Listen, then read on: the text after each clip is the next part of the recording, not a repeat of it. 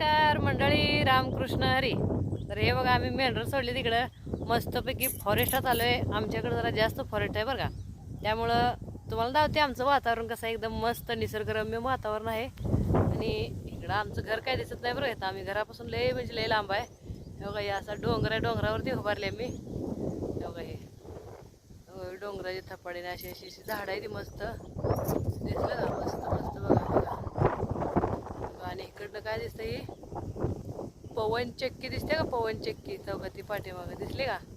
आमच्यापासून जवळ दिसते पवन चक्की. असं आहे. आणि आमचं येळवी गाव इकडं आहे बघा. ही इकडे गाव आहे. असं आहे सगळं मस्तपैकी लोकेशन. कुणाला फिरू वाटते असल्या मस्त डोंगरातनं नक्की कमेंट करून सांगा बरं का.